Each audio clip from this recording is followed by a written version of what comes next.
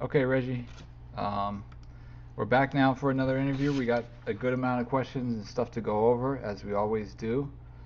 Is there anything you want to talk about before we get into questions? Or are you good? Yeah. I just want to mention one thing, uh, and I want you to kind of maybe post it and pin it up for me, and post it up while we're talking about this.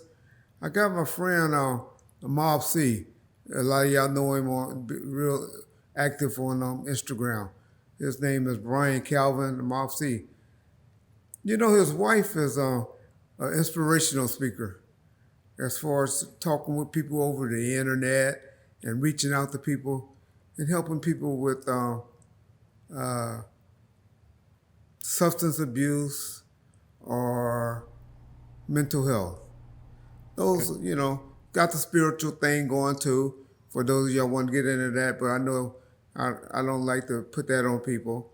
But I know a lot of people right now going through some mental health issues, and we don't know how to reach out and the contact someone, or we're too ashamed to do it.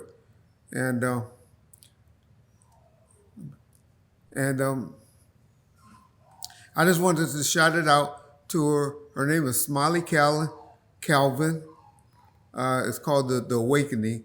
Brian will post it up. I mean, John will post it up for me, and he'll show a picture of her.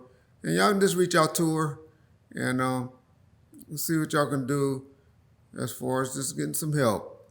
If you got it, and want to have it confidential just between you and her. Yeah.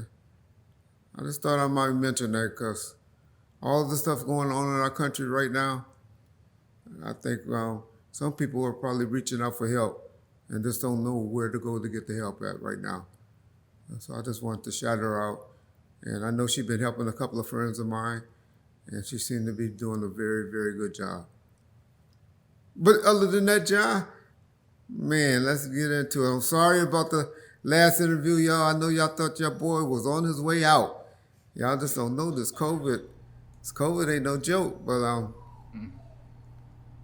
you know, I shouldn't have had did the interview. But you know me, I like to push through it. But Mhm. y'all boy was having it rough, so I know there's a lot of y'all noticed it. But I'm back. I ain't going nowhere. Karma, y'all always talking that karma. It would have took me out if God was ready for me to go. He would have been that took me out. So let's get with it, John.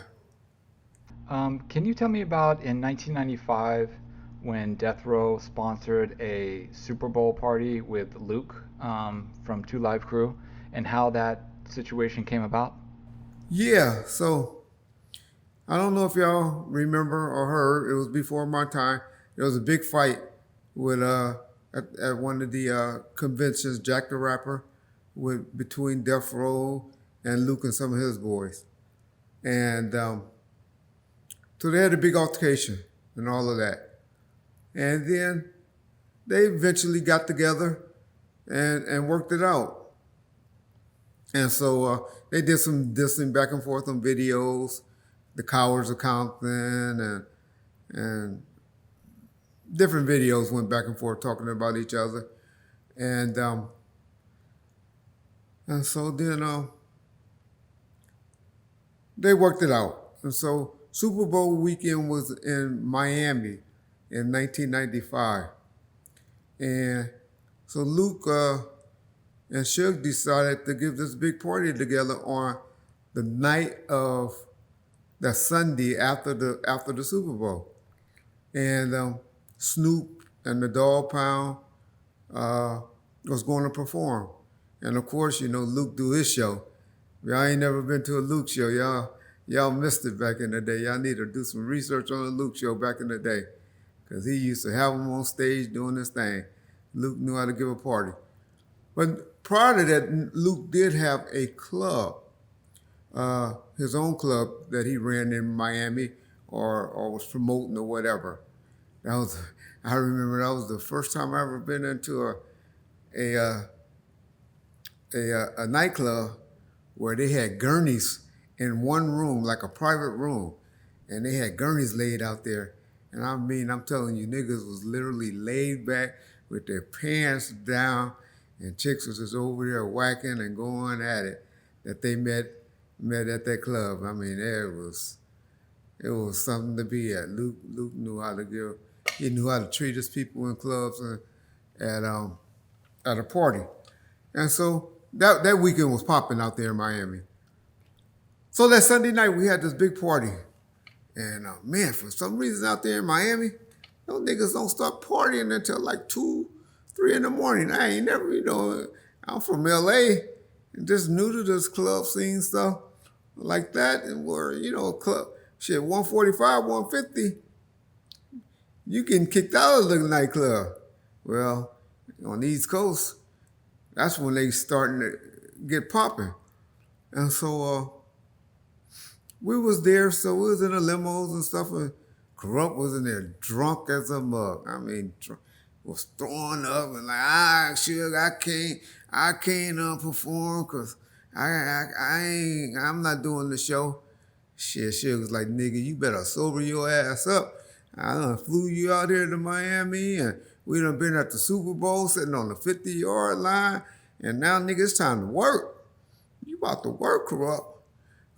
He said, you better sober up. So we in the car trying to get Corrupt right and Dash. Snoop always just laid back, just high, as cool as a mug.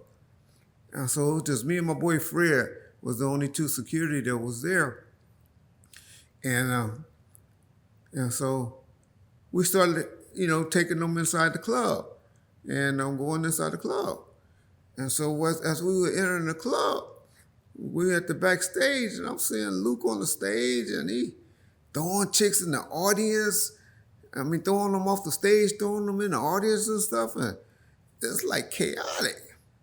And I'm like, shit, man, wait a minute, man. We need to re-examine this. We don't need to have our people in this club. I don't think we need to go in there. They need to get better control over this crowd right now because some shit about to jump off.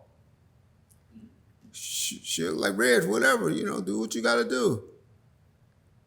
Sure enough, 3 to 5 minutes later, pow, pow, pow, pow, pow.